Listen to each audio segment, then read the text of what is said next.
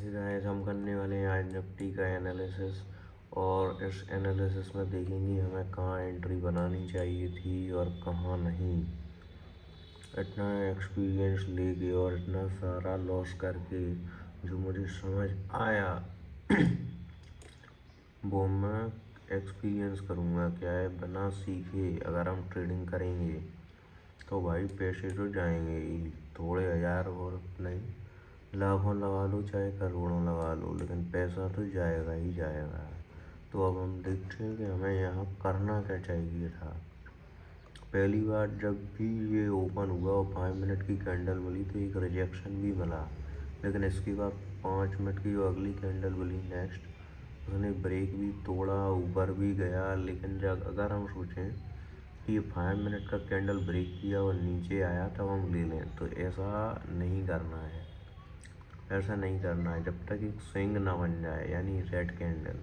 अगर आप देखेंगे इस रेड कैंडल को और इस प्रीमियम की रेड कैंडल को, ये थर्ड कैंडल जो ग्रीन बनी है लेकिन इसमें रेड ही आई है।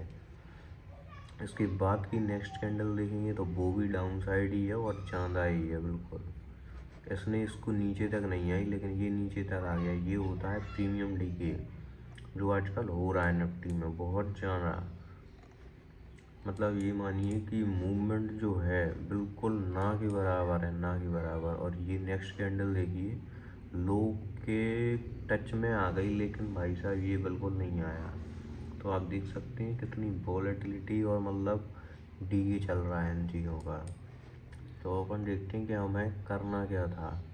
अगर हम देखेंगे तो फर्स्ट स्विंग बनाया था ये। फर्स्ट स्विंग बनाने के बाद जब इसने ब्रेक किया तो यहाँ हमारी एंट्री बनती है 100%। और जब यहाँ इसने ब्रेक किया तो यहाँ हम एक एंट्री ले सकते हैं आराम से।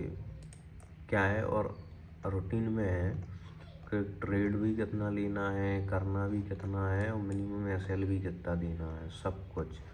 जब इसने ब्रेक किया यहाँ हमारी एंट्री बनती है। एंट्री बनने के बाद ये जो 3 कैंडल का आप देख रहे हैं, लेकिन हमें 3 कैंडल नहीं खा सकते। उसके बाद हमारा जो टारगेट है वो रहेगा 20 पॉइंट का या 30 पॉइंट का, फ्लो में जितना हो जाए।